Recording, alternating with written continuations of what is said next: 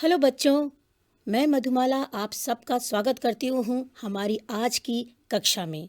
तो आज हम कक्षा 9 की हिंदी पाठ्य पुस्तक क्षितिज भाग 1 से एक कविता का पठन करेंगे और इस कविता का शीर्षक है यमराज की दिशा और इसके कवि हैं श्री चंद्रकांत देवताले जी। बच्चों, जैसा कि आप इस शीर्षक को पढ़ते ही समझ गए होंगे, अर्थात यमराज की दिशा। यमराज यमराज किसे कहा जाता है? जी हाँ, यमराज मृत्यु के देवता को कहा जाता है। उन्हें काल कहा जाता है। तो आखिर इस कविता में देवताले जी हमें क्या बताने की कोशिश कर रहे हैं? तो बच्चों, इस पाठ को मैं जब कविता वाचन करूंगी, साथ साथ में आपको भावार्थ भी समझाऊंगी। लेकिन इससे पूर्व हम पहले कवि परिचय की ओर बढ़ते हैं। चंद्रकांत देवताले का जन्म सन 1936 में गांव जोलखेड़ा, जिला बैतूल, मध्य प्रदेश में हुआ। उच्च शिक्षा इंदौर से हुई तथा पीएचडी सागर विश्वविद्यालय सागर से उन्होंने की। साठोत्तरी हिंदी कविता के प्रमुख हस्ताक्षर देवताले जी उच्च शिक्षा में अध्यापन कार्य से संबद्ध रहे हैं। आइए जानते हैं उनकी प्रमुख कृतियां अर्थात रचनाएं कौन कौन सी रहीं। हड्डियों में छिपा ज्वर, दीवारों पर खून से, लकड़बग्घा हंस रहा है, भूखंड तप रहा है, पत्थर की बेंच, इतनी पत्थर रोशनी, उजाड़ में संग्रहालय इत्यादि। देवताले जी अनेक पुरस्कारों से सम्मानित हुए। माखनलाल चतुर्वेदी पुरस्कार और मध्य प्रदेश शासन का शिखर सम्मान इत्यादि। उनकी कविताओं के अनुवाद प्रायः सभी भारतीय भाषाओं में और कई विदेशी भाषाओं में भी हुए हैं। देवताले जी की कविता की जड़ें गांव, कस्बों और निम्न मध्य वर्ग के जीवन में हैं। उसमें मानव जीवन अपनी विविधता और विडंबनाओं के साथ उपस्थित हुआ है। कवि में जहां व्यवस्था की कुरूपता के खिलाफ गुस्सा है, वहीं मानवीय प्रेम भाव भी है। वह अपनी बात सीधे और मारक ढंग से कहता है। कविता की भाषा में अत्यंत पारदर्शिता है और एक विरल संगीतात्मकता दिखाई देती है। बच्चों, आइए अब जिस कविता की ओर हम बढ़ने वाले हैं, यानी कि यमराज की दिशा नामक कविता, उसके बारे में थोड़ी जानकारी हासिल कर लें। इस कविता के द्वारा कवि हमें क्या कहना चाहते हैं, आइए जानते हैं। संकलित कविता में कवि सभ्यता के विकास की खतरनाक दिशा की ओर इशारा करते हुए ये कहना चाहता है कि जीवन विरोधी ताकतें चारों तरफ फैलती जा रही हैं। जीवन के दुख दर्द के बीच जीती माँ अपशगुन के रूप में जिस भय की चर्चा करती थी, अब वह सिर्फ दक्षिण दिशा में ही नहीं, वह सर्वव्यापक है। सभी तरफ फैलते विध्वंस, हिंसा और मृत्यु के चिन्हों की ओर इंगित करके कवि इस चुनौती के सामने खड़ा होने का मौन आह्वान करता है। तो चलिए अब बढ़ते हैं हम अपनी कविता की ओर। यमराज की दिशा। यहाँ कवि ये कहते हैं कि कविता की पंक्तियां यानी कविता वाचन, जैसा कि मैंने आपको बताया था, मैं साथ साथ में कविता वाचन करूंगी और साथ ही आपको भावार्थ भी बताती जाऊंगी। कविता की पंक्तियां कुछ इस प्रकार हैं। माँ की ईश्वर से मुलाकात हुई या नहीं, कहना मुश्किल है, पर वह जताती थी जैसे ईश्वर से उसकी बातचीत होती रहती है और उससे प्राप्त सलाहों के अनुसार जिंदगी जीने और दुख बर्दाश्त करने के रास्ते खोज लेती है। तो बच्चों, जैसा कि मैंने आपको बताया, यमराज मृत्यु के देवता माने जाते हैं। यम, काल, ये सब उनके विभिन्न नाम हैं। तो यहाँ पर जो लेखक हैं वे कह रहे हैं कि पता नहीं उनकी माँ की, वो अपनी माँ के बारे में यहाँ पर हमें कुछ बातें बता रहे हैं। वो कह रहे हैं कि पता नहीं माँ की ईश्वर से मुलाकात हुई या नहीं, कहना मुश्किल है, लेकिन वो हमेशा ये जताती थी, ये कहने की चेष्टा करती थी कि हमेशा उनकी बात किससे होती है? यमराज से होती रहती है, यानी मृत्यु के देवता से होती रहती है। और देवता उन्हें जो भी सलाह देते हैं वे अपने सारे कार्य उसी के अनुरूप करती हैं और उन्हीं के अनुसार, यानी देवता के दिए निर्देशों के अनुसार जिंदगी जीने और दुख बर्दाश्त करने के रास्ते भी खोज लेती है। बच्चों, बर्दाश्त का अर्थ है यहाँ पे सहन करना। जीवन में हम दुख और सुख, ये दो पहिए हैं जो लगातार घूमते रहते हैं। तो ये जो दुख और सुख का खेल है, हर किसी के जीवन में बीतता है।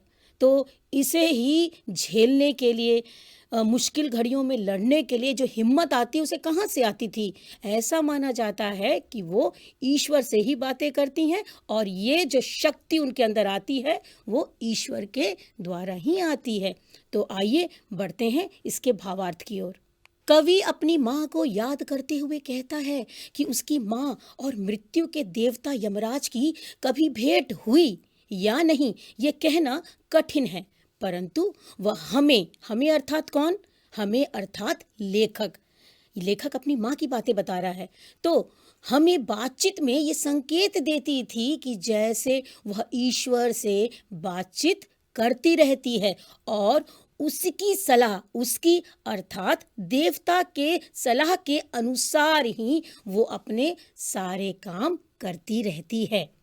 ईश्वर उसे जिंदगी जीने और दुख सहने की शक्ति दे देता है। ईश्वर से प्राप्त सलाह के अनुसार उसकी माँ जिंदगी जीने और दुख बर्दाश्त करने के ढंग खोज ही लेती है। इस प्रकार माँ कवि को भी जिंदगी जीने के सही रास्ते बताती है और समस्याओं का सामना करने की प्रेरणा देती है। बच्चों, आप सभी जानते हैं कि जब भी हम अपने घरों में कोई भी कार्य गलत ढंग से करते हैं तो ये माँ ही होती है जो हमें किसी कार्य को सही रूप से करने के बारे में बताती है। वो नहीं चाहती कि बच्चे गलत चीज़ करें या जो चीज़ सही ढंग से हो सकती है उसे गलत ढंग से करें। तो ये माँ हमें हमेशा सही और गलत का फ़र्क बताती है। इसी तरह लेखक यानी कवि की माँ भी ये बताती है कि उन्हें क्या करना चाहिए और क्या नहीं करना चाहिए। वो किस प्रकार, अर्थात लेखक की माँ किस प्रकार अपने जीवन में आए दुख और सुख को बर्दाश्त करती हैं और जीवन जीने की जो कला वो सीखती हैं ईश्वर से, उसकी प्रेरणा वो कवि को भी देती हैं। आइए बढ़ते हैं अगली पंक्तियों की तरफ। माँ ने एक बार मुझसे कहा था, दक्षिण की तरफ पैर करके मत सोना, वह मृत्यु की दिशा है और यमराज को क्रुद्ध करना बुद्धिमानी की बात नहीं। इन पंक्तियों में कहा गया है कि माँ ने एक बार मुझे कहा था, दक्षिण की तरफ पैर करके मत सोना, वह मृत्यु की दिशा है और यमराज को क्रुद्ध करना बुद्धिमानी की बात नहीं। अर्थात यहाँ पर कवि की जो माँ है, उन्होंने कवि को एक सीख देती हुई ये बात कही थी कि तुम कभी भी दक्षिण दिशा की तरफ पैर करके मत सोना, क्योंकि दक्षिण की दिशा जो होती है वो यमराज की दिशा मानी जाती है और बिना मतलब में उन्हें क्रुद्ध करना ये कोई बुद्धिमानी तो नहीं है। बच्चों, यहाँ क्रुद्ध का अर्थ होता है नाराज करना, गुस्सा दिलाना। आगे पंक्तियां हैं कि कवि कह रहे हैं कि तब मैं छोटा था और मैंने यमराज के घर का पता पूछा था। उसने बताया था तुम जहां भी हो वहां से हमेशा दक्षिण में। अर्थात इन पंक्तियों में कवि अपने बचपन के दिनों को याद करते हुए कह रहे हैं कि जब कवि छोटे थे तब उन्होंने कौतूहलवश जिज्ञासा होती है बच्चों को जानने की। तो उन्होंने ये पूछा था अपनी माँ से कि यमराज का घर कहाँ है, जैसे छोटे बच्चे पूछते हैं। तब उनकी माँ ने क्या कहा? उनकी माँ ने कहा कि तुम जहाँ भी हो वहाँ से हमेशा दक्षिण में उनका घर माना जाता है। आइए देखते हैं भावार्थ। माँ की दी हुई एक सीख थी कि दक्षिण दिशा की तरफ पैर करके नहीं सोना चाहिए, क्योंकि दक्षिण की तरफ मृत्यु के देवता यमराज का निवास होता है। दक्षिण की तरफ पैर करके सोने से यमराज को गुस्सा आ जाता है। अतः यह बुद्धिमानी की बात बिल्कुल नहीं है। कवि ने बचपन में कौतूहलवश अपनी माँ से यमराज के घर का पता पूछा था, तो उनकी माँ ने बताया था कि आप जहाँ भी हैं वहाँ से दक्षिण की ओर यमराज का वास होता है। तो जैसा कि मैंने आपको बताया, कौतूहलवश कवि ने पूछा एक प्रश्न को और उसकी माता ने उन्हें क्या उत्तर दिया। उन्होंने दक्षिण की दिशा के बारे में उनकी जो जिज्ञासा है उसे शांत की। अब देखते हैं आगे की पंक्तियों में। माँ की समझाइश के बाद मैं दक्षिण में पैर करके कभी नहीं सोया, और इससे इतना फायदा जरूर हुआ कि दक्षिण दिशा पहचानने में मुझे कभी मुश्किल का सामना नहीं करना पड़ा। बच्चों, यहाँ जो पहली पंक्ति है, माँ की समझाइश के बाद, समझाइश का अर्थ होता है सीख के बाद। तो माँ ने अपने बच्चे को अर्थात कवि को क्या सीख दी? माँ की समझाइश के बाद मैं दक्षिण के में पैर करके कभी नहीं सोया, अर्थात जो सीख बचपन में कवि को अपनी माँ द्वारा प्राप्त हुई, उन्होंने जीवन पर्यंत उसे हमेशा ध्यान में रखा। और ये बात हमें कैसा पता चलती है? ये ऐसे पता चलती है क्योंकि आगे की पंक्ति में उन्होंने हमें बताया कि क्या हुआ, वो कभी भी जीवन भर दक्षिण दिशा की ओर पैर करके नहीं सोए। तो इससे क्या फायदा हुआ ये तो पता नहीं, बट कवि कहते हैं कि मुझे एक फायदा जरूर हुआ है, और वो ये हुआ है कि मैं दक्षिण दिशा को पहचानने लगा, अर्थात उन्हें दिशाओं का ज्ञान भली भांति हो गया। आइए देखते हैं इसका भावार्थ। कवि ने अपनी माँ की दी हुई सीख को हमेशा याद रखा और वो कभी भी दक्षिण दिशा की तरफ पैर करके नहीं सोया।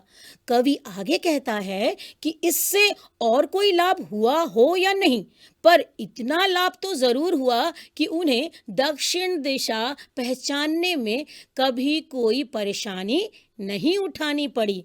उनका दिशा ज्ञान बहुत अच्छा हो गया था। तो बच्चों, माँ की सीख जो होती है हमेशा लाभदायक ही होती है, जैसा कि यहाँ कवि ने बताया कि कैसे माँ के द्वारा दी गई सीख उन्हें जीवन पर्यंत ध्यान में रही, और ये उनके लिए फायदा ही रहा इस बात का। चलिए अगली पंक्तियां देखें। मैं दक्षिण में दूर दूर तक गया और मुझे हमेशा माँ याद आई। दक्षिण को लांघ लेना संभव नहीं था। होता छोर तक पहुंच पाना तो यमराज का घर देख लेता। तो बच्चों, यहाँ पर कहा गया है कि जब कवि बड़े हो गए तो क्या हुआ, जब वो बड़े हो गए तो उन्होंने दक्षिण दिशा में दूर दूर तक यात्राएं की और हमेशा माँ की बातों को ध्यान में रखा। और क्या बातें थी वो, कि दक्षिण को लांघ लेना संभव नहीं है। ये उन्होंने बात कब जानी, जब वो स्वयं बड़े हो गए, तब उन्हें ये पता चला कि कभी भी दक्षिण को लांघ लेना तो संभव ही नहीं है। अगर उसका कोई छोर यानी अंतिम छोर होता तो शायद वो वहां जाकर के यमराज का घर देख लेते। ठीक है। और यहाँ पर लांघना यानी पार करना, आर पार होना, इस शब्द का अर्थ है। आइए एक बार इसका भावार्थ जाने। कवि कहता है कि मैंने बहुत जगह की यात्राएं की, मैं दक्षिण में भी दूर दूर तक गया और माँ की बातों को मैंने हमेशा याद रखा, लेकिन दक्षिण को पार करना संभव नहीं था, क्योंकि दक्षिण दिशा का तो कोई अंत ही नहीं है। कहने का भाव ये है कि पृथ्वी गोलाकार है, अतः उसका कोई अंतिम सिरा है ही नहीं। कवि आगे कहते हैं कि अगर दक्षिण दिशा का कोई अंत होता तो वह यमराज का घर अवश्य देख लेते। तो बच्चों, जैसा कि कवि ने कहा कि बड़े होने पर उन्होंने बहुत यात्राएं की दक्षिण दिशा की ओर, लेकिन जैसा कि उनकी माँ की स्मृतियां उनके दिमाग में बसी हुई थी, तो वो उसी बात को उजागर करते हुए यहाँ पर कह रहे हैं कि माँ ने कहा था कि दक्षिण दिशा में यमराज का निवास है, पर जब वो बड़े हुए स्वयं तो वह वहाँ दक्षिण दिशा की ओर जब उन्होंने भ्रमण किया, दूर दूर तक घूमे, पर वहाँ पर तो उन्होंने पाया कि दक्षिण दिशा का कोई अंत ही नहीं है। असलियत में दिशाओं का तो कोई अंत ही नहीं है। तो इसी बात को यहाँ पर बताने की कोशिश की गई है। चलिए आगे देखते हैं अगली पंक्तियां कि पर आज जिधर भी पैर करके सो वही दक्षिण दिशा हो जाती है। सभी दिशाओं में यमराज के आलीशान महल हैं और वे सभी में एक साथ अपनी दहकती आंखों सहित विराजते हैं। तो यहाँ पर आज की सामाजिक विषमताओं पर चोट करते हुए कवि ने हमें कुछ सच्चाई से उजागर किया है। क्यों, कौन सी सच्चाई है? यानी पहले हम जिन बातों को मानते थे, आज ऐसी कोई बात नजर नहीं आती है कवि को। इसीलिए कवि ने कहा कि आज तो ऐसा हो गया है कि आप जिस तरफ भी पैर करके सोएं वही दक्षिण दिशा हो जाती है। सभी दिशाओं में तो अब यमराज के आलीशान महल हैं। आलीशान का अर्थ होता है भव्य, शानदार, और वे सभी में एक साथ, वे अर्थात मृत्यु के देवता यमराज, वे सभी में एक साथ अपनी दहकती का अर्थ होता है जलती, सुलगती हुई आग, और दहकती आंखों सहित विराजते हैं। विराजते का अर्थ होता है आसीन होना, बड़े ओहदे पर बैठना। आगे की पंक्ति में उन्होंने हमें क्या बताया है, चलिए देखें। इन अंतिम पंक्तियों में कवि ने कहा है कि मां अब नहीं है, अर्थात मां की मृत्यु हो चुकी है, और यमराज की दिशा भी अब वह नहीं रही जो मां जानती थी। तो उन्होंने यहाँ पर मां के समय यानी अपने बचपन के दिनों को याद करते हुए और आज की परिस्थितियों के साथ उसकी तुलना की है। तो चलिए जानते हैं इसका भावार्थ, फिर इसकी चर्चा करेंगे। आज वक्त बदल चुका है और समाज में असुरक्षा का माहौल व्याप्त हो चुका है। कवि को लगता है कि अब तो हर दिशा में यमराज का घर दिखता है। हर ओर जिंदगी के लिए खतरा दिखाई देता है। मानवता के लिए खतरा बने ये लोग, कौन से लोग? यहाँ पर पूंजीपतियों की बात की जा रही है। यानी मानवता के लिए खतरा बने ये लोग हर दिशा में मौजूद हैं। ये लोग अपनी अंगारे बरसाती आंखों से आम इंसान का शोषण करने के लिए सदैव तत्पर रहते हैं। अब कोई भी दिशा सुरक्षित नहीं है। अब हर ओर जीवन के लिए बस खतरा है। पूंजीपति और शोषक वर्ग आम जनता के लिए यमराज के समान है। माँ की दुनिया कितनी सुरक्षित, कितनी सरल हुआ करती थी, अब माँ नहीं है। और जमाना कितना बदल चुका है कि यमराज ने चारों दिशाओं पर अपना कब्जा जमा लिया है। तो बच्चों, यहाँ पर आज की परिस्थिति, जैसा कि मैंने आपको बताया, सामाजिक विषमता पर चोट किया है और ये कह रहे हैं कि अब तो कोई भी दिशा सुरक्षित नहीं है। अब तो चारों दिशाओं में लगता है यमराज का ही निवास है, अर्थात मृत्यु के देवता का ही निवास है। क्योंकि अब धीरे धीरे हर दिशा में, चाहे वो विश्व हो, पूरे विश्व भर में कोई भी स्थान सुरक्षित नहीं है। क्यों सुरक्षित नहीं है? क्योंकि हर जगह पे आतंक, अशांति सब जगह फैला हुआ है। आदमी ही आदमी का दुश्मन बन बैठा है। तो ये कहा जा रहा है कि अब शोषण, जिसका शोषण हो रहा है, गरीब लोगों के लिए अब कोई भी स्थान सुरक्षित नहीं है। चारों दिशाओं में यमराज उनके लिए किस रूप में बैठे हैं? पूंजीपति यानी उच्च वर्ग के रूप में चारों तरफ विद्यमान हैं। और ये कह रहे हैं कि देखो कितना ज़माना बदल चुका है, अब तो यमराज का कब्जा चारों दिशाओं में हो चुका है। बच्चों, आधुनिकरण, आज हम इस अंधी दौड़ में दौड़े जा रहे हैं, बस हर तरफ लोगों का शोषण कर रहे हैं। ऐसा ही हो रहा है इस आधुनिकरण यानी विकास के दौड़ में।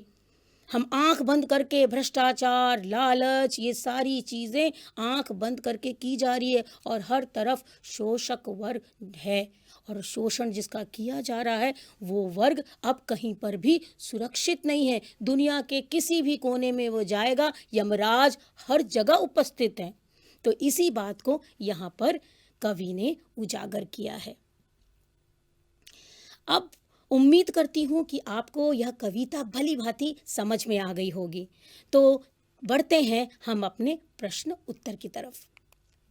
पहला प्रश्न, कवि को दक्षिण दिशा पहचानने में कभी मुश्किल क्यों नहीं हुई?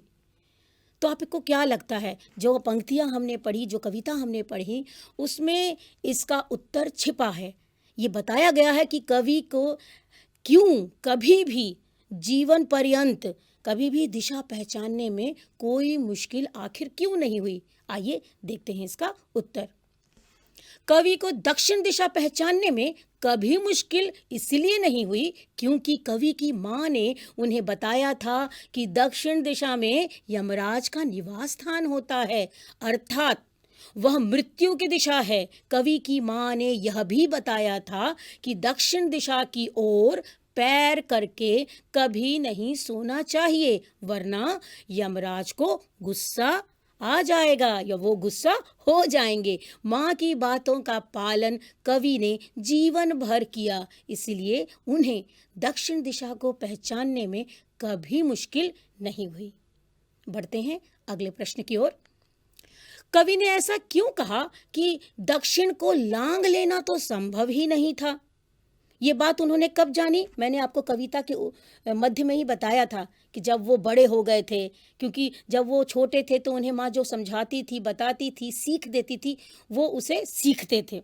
लेकिन जब वो बड़े हो गए तब उन्हें ये अनुभव हुआ कि दक्षिण को यानी दक्षिण दिशा को लांघ लेना तो संभव ही नहीं है। तो चलिए इसका उत्तर देखें।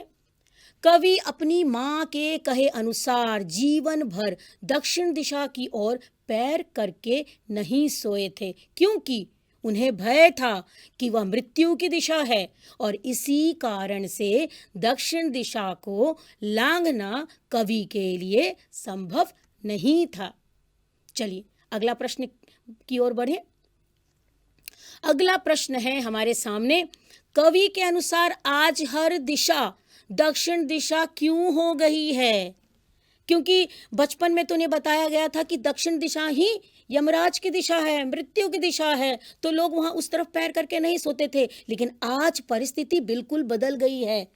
तो आज की परिस्थिति के अनुसार क्यों ये माना जा रहा है कि अब तो कोई भी दिशा सुरक्षित नहीं है, चारों दिशाओं में मृत्यु का वास है? आइए इसका उत्तर देखें।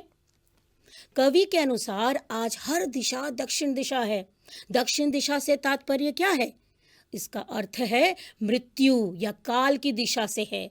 वर्तमान में हमारा जीवन कहीं सुरक्षित नहीं है। हर तरफ हिंसा, आतंक, असंतोष, विध्वंसक हथियारों का खुलेआम उपयोग होना आदि मानव सभ्यता को अत्यधिक नुकसान पहुंचा रहा है। मानो मौत हर जगह हमें निगलने के लिए घात लगाकर बैठी है। जीवन विरोधी शक्तियों का हर दिशा में फैलाव हो रहा है और इसीलिए कवि ने ये बात कही है कि हर दिशा अब दक्षिण दिशा बन गई है, यानी चारों ओर बस आतंक का ही डाबाडोल है। चारों तरफ बस आतंक ही आतंक, कोई भी दिशा अब सुरक्षित नहीं है। हर जगह सिर्फ आतंक का साम्राज्य है। बच्चों, इसी के साथ ये उम्मीद करती हूँ कि आपको यह कविता अच्छे से समझ में आ गई होगी। अब मुझे आज्ञा दीजिए। नमस्कार।